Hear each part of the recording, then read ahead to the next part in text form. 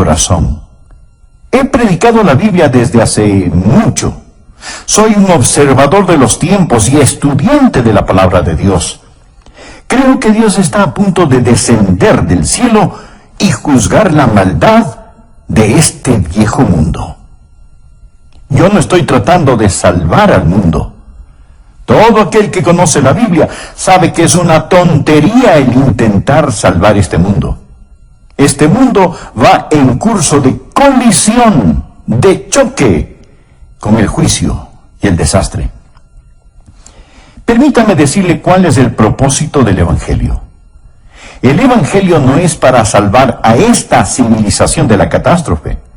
El Evangelio es para salvar al hombre de la catástrofe de esta civilización. El objetivo de la Biblia y del Evangelio es arrebatar a hombres, mujeres, niños y niñas, sacarlas como antorchas del fuego y hacerles saber que este mundo se dirige hacia el juicio. Mas gracias a Dios, está por venir un nuevo mundo. Hoy tenemos muchos ingenieros sociales que hacen todo lo posible por salvar a este mundo. Me recuerdan de la gente que estaban acomodando las sillas en la cubierta del Titanic antes de que éste se hundiera. Lo que necesitamos hacer es averiguar cuál debería ser nuestra posición en estos últimos días. Y como lo he dicho antes, no debemos saberlo solo para sobrevivir, sino para florecer, para ser victoriosos, para alistarnos para ir al cielo y llevarnos a todo el que podamos con nosotros. Y yo creo que eso es a lo que el apóstol Pablo se refiere aquí en 2 de Timoteo, capítulo 3. Dios ha puesto en mi corazón una serie de mensajes para darnos un vistazo general de los temas que enfrentamos en estos últimos tiempos. Por favor, busquen su Biblia, 2 de Timoteo, capítulo 3, y empecemos con el versículo 1. También debes saber esto, que en los postreros días vendrán tiempos peligrosos. Esta palabra, peligrosos, en el original se usa solo una vez más en el Nuevo Testamento. En Mateo, capítulo 8, verso 28. Habla de dos hombres endemoniados, y ahí está traducido feroces en gran manera. Así que estos son tiempos feroces en gran manera. No es que yo sea ave de mal agüero cuando le digo que nuestro mundo enfrenta tinieblas nacionales e internacionales, morales, espirituales, sociales y políticas. Cualquiera puede tomar el periódico y darse cuenta que las naciones se derrumban a nuestro alrededor. Usted dirá, pero es maravilloso lo que sucede en los países comunistas, el ver el derrumbe del comunismo. Bien, esto nos da una ventana para predicar el Evangelio. Nos da una entrada para predicar el Evangelio y debemos hacerlo, pero mi amigo, lo que usted está viendo es un destello del reino venidero del anticristo. Este mundo y todas las cosas que están sucediendo tan rápidamente solo están preparando el escenario para ese líder mundial, el anticristo. La Biblia dice que él vendrá y nos dice también de dónde saldrá. No, él no saldrá de Rusia, saldrá de un imperio romano reunificado, saldrá de Europa. Y vemos cómo el escenario ya se ha preparado para esto. Los cristianos no deberíamos sorprendernos al ver todas estas profecías cumplirse. No debe ocasionar pánico. Como lo he dicho antes, lo repito ahora, mi amigo, no hay pánico en el cielo. Aun cuando se ponga gloriosamente oscuro para el Hijo de Dios, recordemos que la estrella de la mañana aparece después de la hora más oscura de la noche. Estamos esperando el regreso del Señor Jesucristo. Dios nos dice que estos son días peligrosos. En 2 de Timoteo 3, versículo 2, encontramos una descripción de los días en que vivimos. La Biblia dice, porque habrá hombres amadores de sí mismos.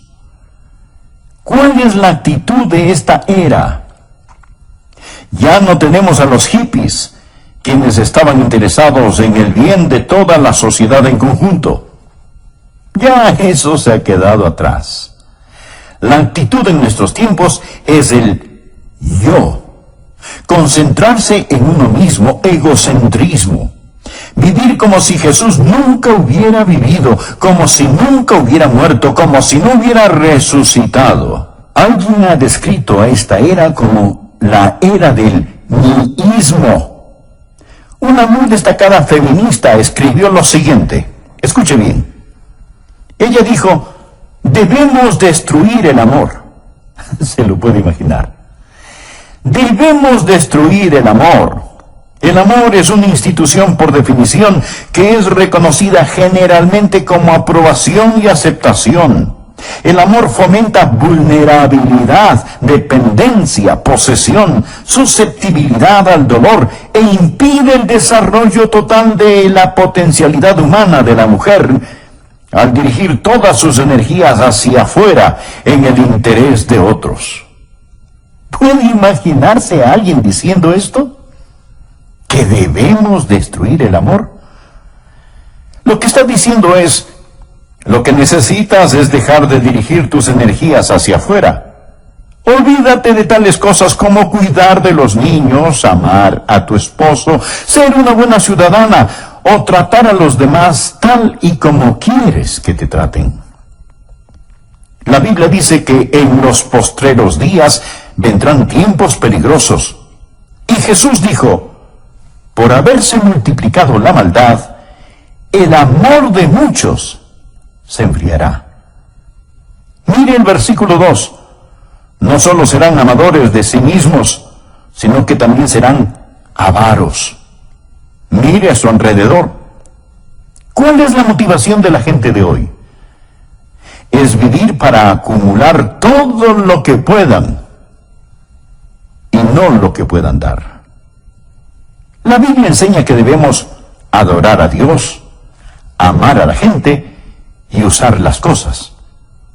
Pero lo que nosotros hacemos es ignorar a Dios, amar las cosas y usar a la gente.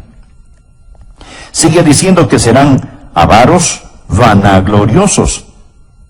Continuamente presumimos de nuestra grandeza humana, de nuestros logros humanos, y como egomaniáticos vamos directo hacia el infierno pensando que somos demasiado buenos para ser condenados. Nuestra civilización se está desbaratando, anda arrastrando los pies. Y continúa diciendo la palabra: blasfemos.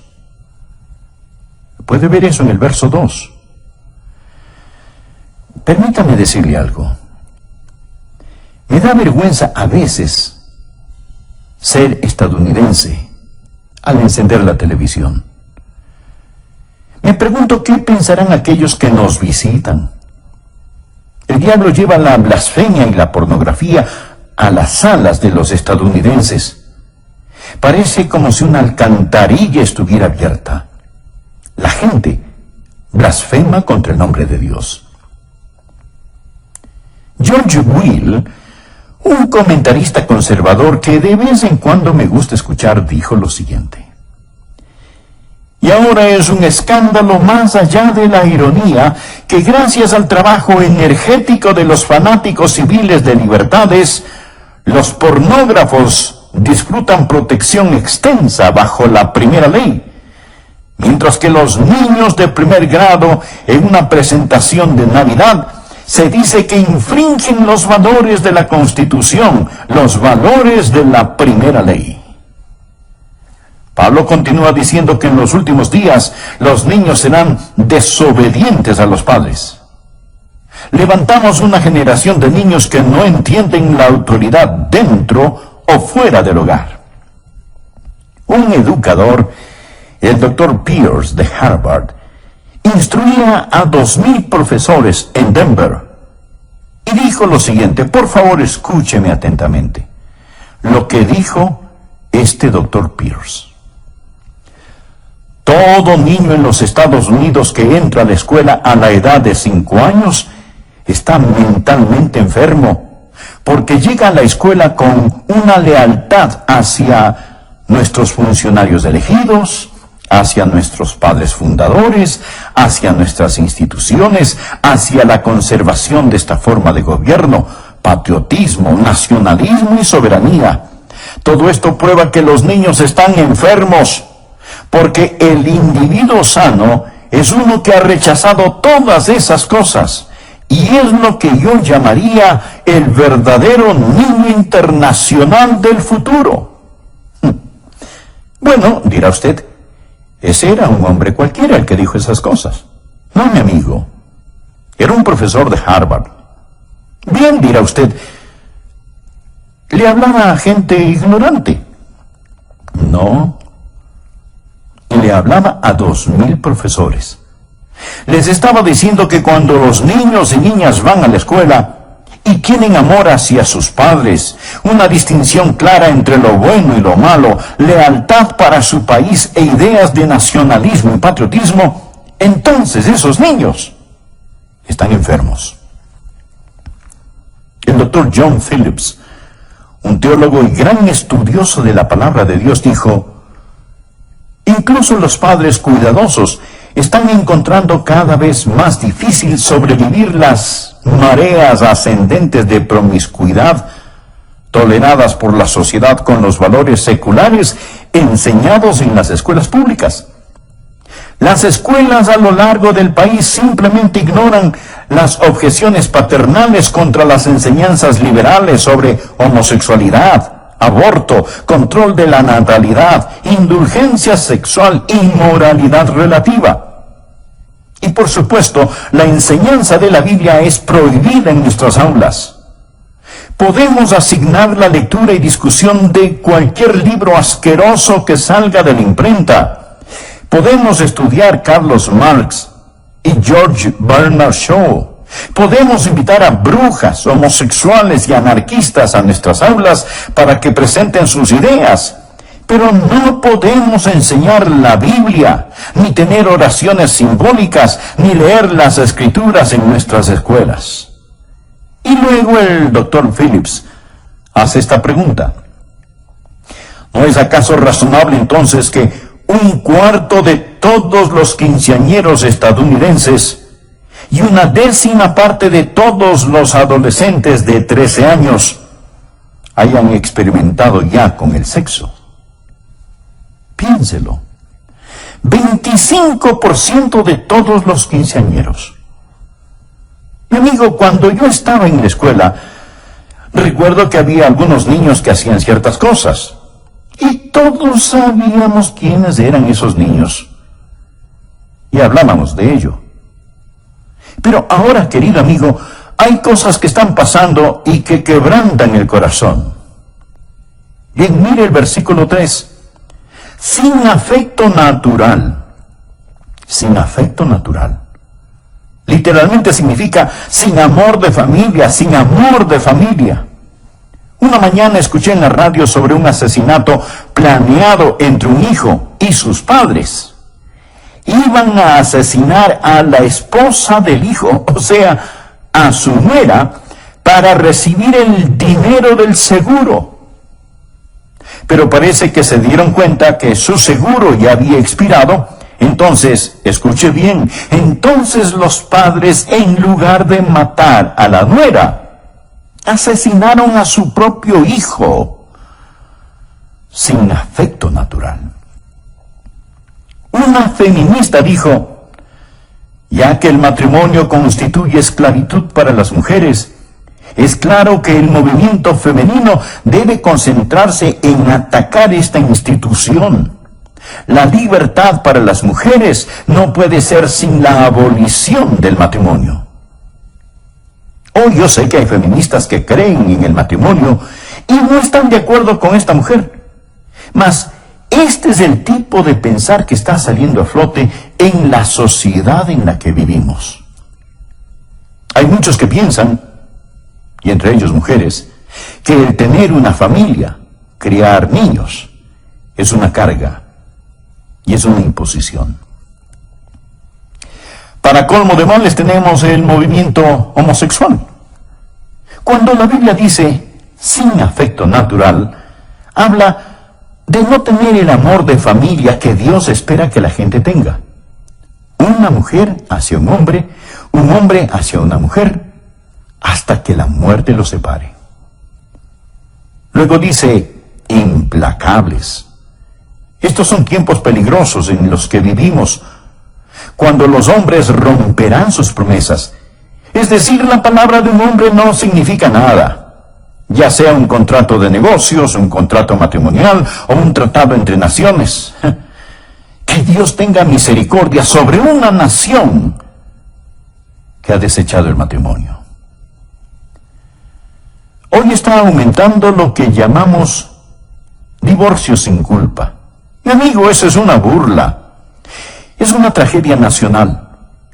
El 40% de los matrimonios de hoy terminan en divorcio. Y muchos conviven sin el beneficio del matrimonio, rompen sus promesas. No solo eso, sino también calumniadores, intemperantes. Quiere decir sin autocontrol, crueles, aborrecedores de lo bueno. Nuestras cárceles están llenas de matones. No tenemos espacio suficiente para encerrar a los criminales. Cuando construíamos el templo de nuestra iglesia, uno de los alcaldes dijo, qué bueno que una iglesia tan grande como esta se esté construyendo. Es mejor que se construyan iglesias, porque ya no podemos construir cárceles lo suficientemente grandes, ni lo suficientemente rápido para proteger a los buenos de los malos. La Biblia nos enseña que ahora hay una forma de crueldad y violencia que es incontrolable. Leí que existen por lo menos 140 grupos terroristas que aún funcionan en nuestros días. Ahora estos grupos ya no son como los de antes, pues. Ahora ellos están armados con los equipos más sofisticados. No pasará mucho tiempo antes de que su vida y mi vida estén en más grave peligro debido al terrorismo internacional. Y deseo decir que mientras estoy en el tema de la crueldad y el terror, que ya practicamos el terrorismo en el país. Millares, millones están siendo ejecutados. Hablo del terror del aborto. Creo que el día más trágico en la historia de los Estados Unidos fue en 1973, cuando los bebitos antes de nacer fueron dado el estatus de no personas, no ser personas.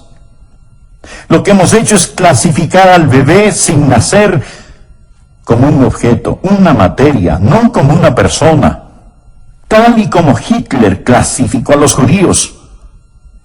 Lo que Hitler hizo fue redefinir el concepto de persona.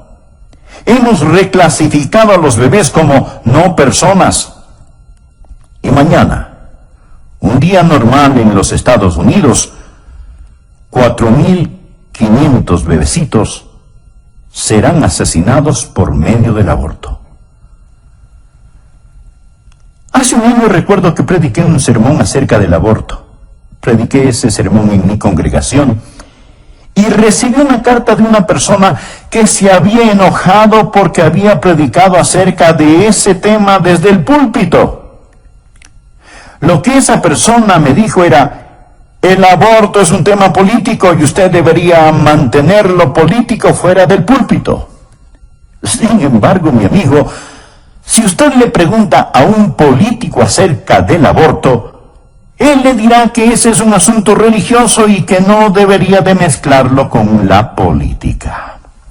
¿Qué le parece?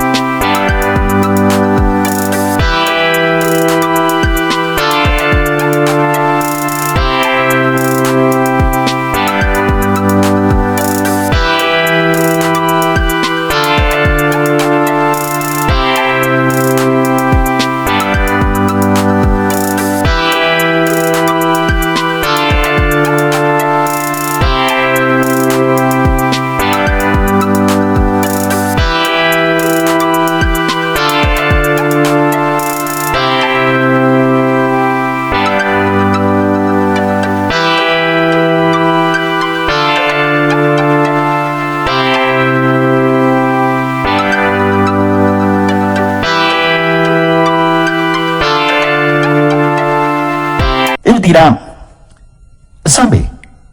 Personalmente estoy en contra del aborto, pero lo que una persona haga o no haga con su propia vida es su problema, no el mío.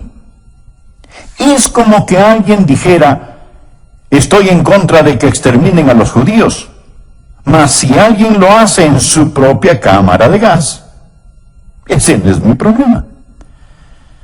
Así es que si nosotros los predicadores hablamos acerca del exterminio de la vida de los bebecitos, se nos dirá, manténgase fuera del asunto porque eso es política.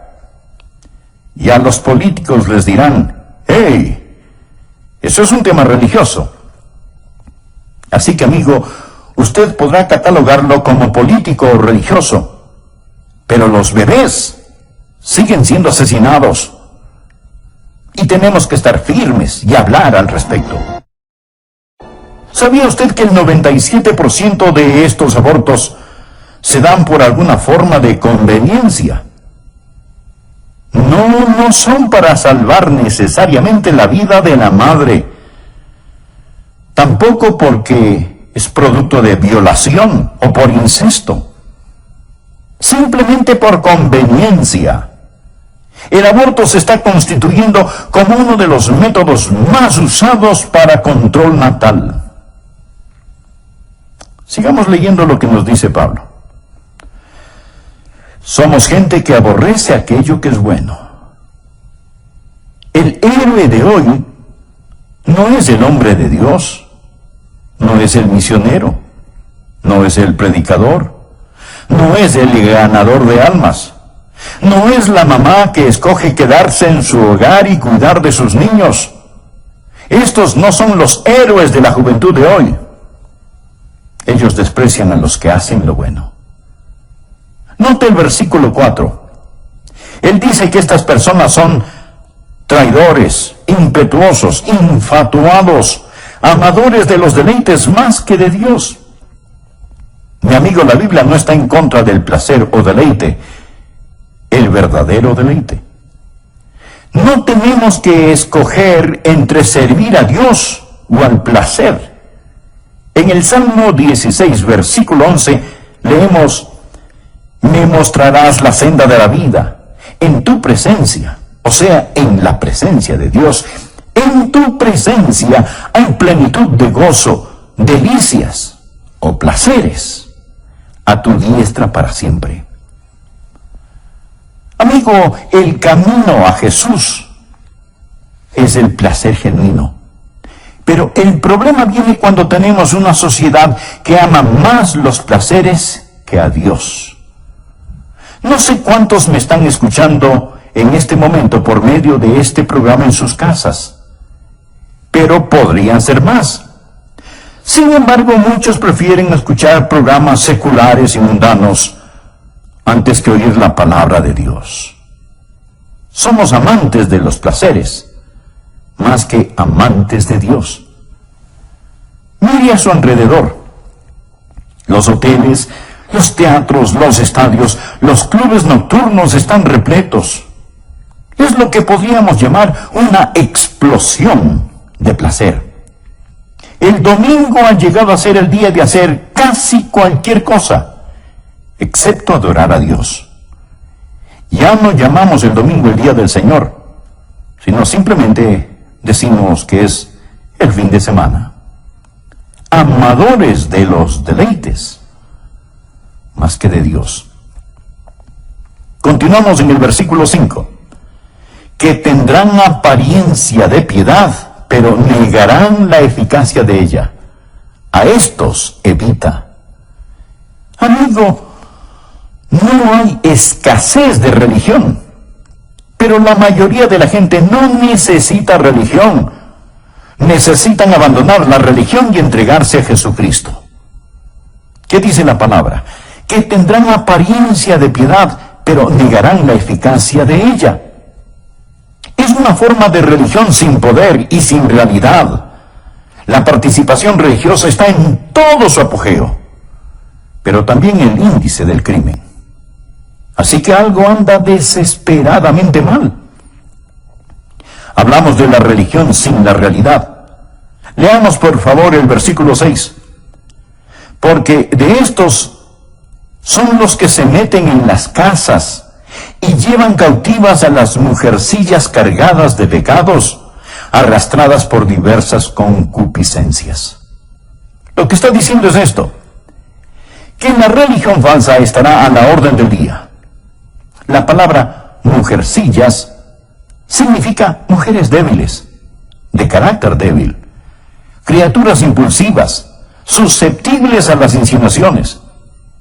Estoy convencido que se refiere a las mujeres liberadas, quienes han rechazado la autoridad de la palabra de Dios y de sus esposos, viviendo por el impulso. Y luego continúa diciendo, mujercillas cargadas de pecados, arrastradas por diversas concupiscencias. Las palabras cargadas con pecados no significan que sean degeneradas y pecadoras. No es eso lo que quiere decir. Ahora, podría ser cierto, pero no es eso lo que significa. Lo que verdaderamente significa es que llevan el gran peso del pecado. Todo hombre, mujer, joven y niño en este mundo lleva el peso del pecado. Eso es lo que les da trabajo a los psiquiatras. Por eso es que se venden tantos sedantes y se consume tanto alcohol. Porque la gente trata de olvidar. No saben qué anda mal, puesto que existe este peso opresivo. Están cargados de pecados. Y sigue ahora describiéndoles aquí. Observe y verá que son una presa fácil para el diablo. Mujercillas cargadas de pecados, arrastradas por diversas concupiscencias. ¿Qué significa esto? ¿Significa que desean sexualmente a los hombres? No. Significa literalmente diversas lujurias, toda clase de pasiones, deseos no satisfechos. Lo que tenemos aquí son personas crédulas, culpables y codiciosas. Crédulas, débiles, listas a creer cualquier cosa. Ven una revista en el supermercado donde la artista Shirley MacLaine habla de la nueva era. La toman y la leen. ¿Por qué? Porque buscan algo que les quite esa culpabilidad que sienten. Además están vacías y llenas de deseos no satisfechos. Esto es lo que se encuentra en el corazón y mente de muchos hoy en día. Ahora, además de eso, encontramos en los versículos 7 y 8 una explosión de conocimiento. Estas siempre están aprendiendo y nunca pueden llegar al conocimiento de la verdad. Los hechos pueden duplicarse y triplicarse. El conocimiento aumentará, pero no la verdad. Si es nuevo, no es verdad. Mi amigo, debemos seguir luchando vigorosamente por la fe encomendada una vez por todas a los santos. Esta es una generación en busca de alguna cosa nueva. Por favor, vea el versículo 8.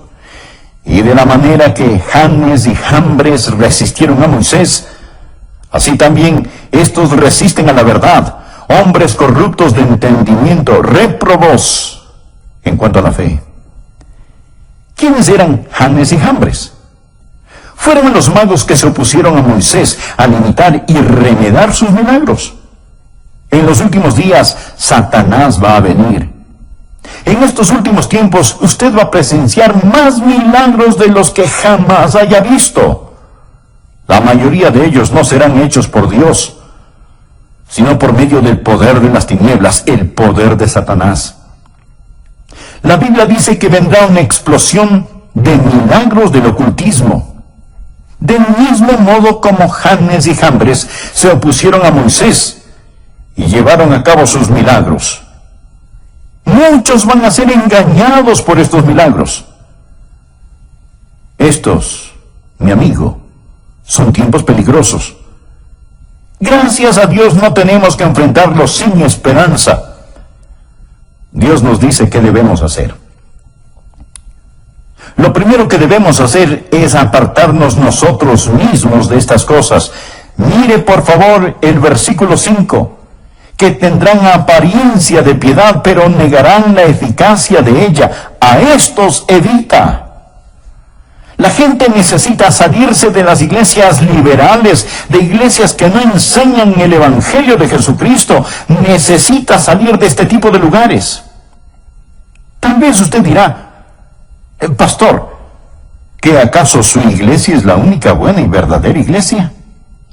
No, Dios sabe que no somos lo que deberíamos ser. Hay muchas iglesias bíblicas maravillosas que honran a Cristo, pero también hay muchas que no. Y hay personas que asisten a ellas y dicen, bueno, es que mi abuelita está enterrada en el cementerio que queda en el patio trasero de la iglesia. Mi amigo, si la abuelita pudiera, se levantaría y saldría de ese lugar. Le garantizo que eso es lo que haría. Y amigo, es lo que usted debería hacer también. Sature con su ausencia esos lugares que no enseñan el Evangelio de nuestro Señor Jesucristo. Escuche, estimado amigo. Nosotros debemos testificar a la gente de este mundo, pero no juntarnos con ellos. Segunda de Tesalonicenses 3:14 dice, si alguno no obedece a lo que decimos por medio de esta carta, a ese señaladlo y no os juntéis con él para que se avergüence. Y Romanos capítulo 16, versículo 17 dice, mas os ruego, hermanos, que os fijéis en los que causan divisiones y tropiezos en contra de la doctrina que vosotros habéis aprendido, y que os apartéis de ellos. Y en 1 Corintios 5:11, más bien os escribí que no os juntéis con ninguno que llamándose hermano fuere fornicario, o avaro, o idólatra, o maldiciente, o borracho, o ladrón. Con el tal ni aun comáis. Y 1 Timoteo 6:5, que tendrán apariencia de piedad, pero negarán la eficacia de ella. A estos evita. La Biblia no dice que tenemos que poner nuestros brazos alrededor de la gente y decirles que sus ideas son tan buenas como las nuestras.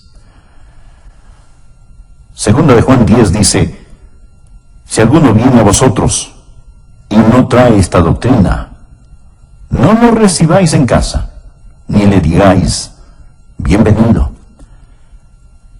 La Biblia dice que en estos últimos tiempos debemos evitar a la gente que hemos descrito y necesitamos salirnos de las iglesias liberales. Pero no solo es un llamado a salir, sino que también es un llamado, un buen ejemplo al asistir continuamente a la iglesia y obedecer la palabra de Dios. Hebreos 10:25 nos dice que entre más se acerca el día del Señor, más necesitamos estar en la casa de Dios y con el pueblo de Dios, no dejando de congregarnos, como algunos tienen por costumbre, sino exhortándonos, y tanto más, cuanto veis que aquel día se acerca. Necesitamos practicar la separación del mundo y la comunicación con el pueblo de Dios. No va a ser muy fácil. Mi amigo, usted va a sufrir en estos últimos días, pero no le hará daño si usted tiene al Señor Jesús. Miren los versículos del 10 al 12. Pero tú has seguido mi doctrina, conducta, propósito, fe, longanimidad, amor, paciencia, persecuciones, padecimientos, como los que me sobrevinieron en Antioquía, en Iconio, en Listra, persecuciones que he sufrido, y de todas me ha librado el Señor. Y también todos los que quieren vivir piadosamente en Cristo Jesús padecerán persecución. ¿Cuántos creen lo que dice el versículo 12? Espero que lo crean. Está en la Biblia. ¿Cuántos de ustedes están sufriendo persecución? Si usted no está sufriendo alguna clase de persecución, es porque tal vez no está viviendo piadosamente en Cristo Jesús. Algunos piensan, bueno, si vivimos piadosamente escaparemos la persecución. No, no escapará. Mi amigo, Jesús no escapó la persecución.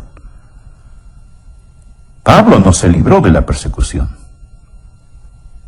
Usted tampoco se librará.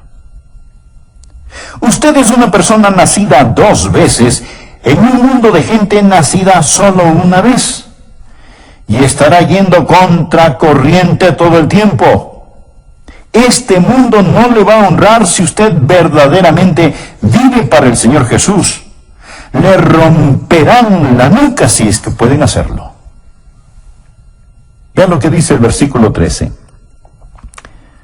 Mas los hombres malos y los engañadores irán de mal en peor, engañando y siendo engañados. Usted me preguntará, Pastor Rogers, ¿se está poniendo mejor o peor este mundo? Y la respuesta es sí. Los malvados y los engañadores irán de mal en peor, engañando y siendo engañados. Pero el pueblo de Dios, al acercarse a la segunda venida de Jesús, creo que estará brillando más y más. Veo que a pesar de toda la letanía de problemas, hoy más que antes, conozco a más gente que conoce y ama al Señor Jesús, que cree en la Biblia y tienen doctrina sana y firme. La otra noche fui a escuchar un debate entre Philip Shafley y Sarah Weddington, la abogada que hizo legal el matar a bebecitos pequeños. Mientras escuchaba el debate, mi corazón se entristeció cuando vi cómo unos jóvenes celebraban y aplaudían la idea de que bebés antes de nacer pudieran ser aniquilados. Mas déjeme decirle también que me sentí animado cuando vi a otro grupo de jóvenes con rostros brillantes y de aspecto inteligente, muchos de ellos miembros de nuestra iglesia, que estaban allí en el nombre de Cristo y defendían aquello que es verdad. Amigo, es mejor que usted sepa dónde está parado y qué es lo que cree, porque va a ponerse de mal en peor. El diablo hará su trabajo al engañar. Existe todo tipo de charlatanes y esto va a empeorar. ¿Qué debe hacer usted? ¿Qué debe hacer la gente joven, adulta, los ancianos en estos días? Mire el versículo 14. Pero persiste tú en lo que has aprendido y te persuadiste, sabiendo de quién has aprendido, y que desde la niñez has sabido las sagradas escrituras, las cuales te pueden hacer sabio para la salvación por la fe que es en Cristo Jesús. Recuerde lo que usted ha aprendido. No dude en la oscuridad lo que Dios le ha mostrado a usted en la luz. Recuerde la palabra de Dios y de quién la aprendió. Yo no llegué aquí ayer. He estado aquí muchos años predicando la Biblia. Recuerde lo que ha aprendido y recuerde de quién lo aprendió. ¿Sabía que la Biblia habla de espíritus seductores y doctrinas de demonios? Una joven que era miembro de mi iglesia en la Florida fue a estudiar a una universidad que tenía un aire de religiosidad. Pero los profesores liberales comenzaron a tomar la Biblia y descuartizarla. Luego le dijeron, no regrese a casa, a su iglesia, contándoles todo esto. Ellos no lo entenderían. Esto es lo que creemos. Esto es lo que los eruditos modernos dicen. Y ella dijo, eran buenas personas y casi me convencieron, pero pastor, luego me recordé de lo que usted había enseñado y en la forma en que usted vive, y supe que ellos estaban equivocados. Esto es lo que el apóstol Pablo está diciendo. No te dejes llevar por esos vientos de doctrinas, pero persiste tú en lo que has aprendido y te persuadiste sabiendo de quién has aprendido. Amigo, Dios nos ha dado su palabra. Y todo lo que yo le hable va a venir a través de la palabra. Versículo 15. Dios nos ha dado las sagradas escrituras, las cuales te pueden hacer sabio para la salvación por la fe que es en Cristo Jesús. Toda la escritura es inspirada por Dios y útil para enseñar, para redarguir, para corregir, para instruir en justicia, a fin de que el hombre de Dios sea perfecto en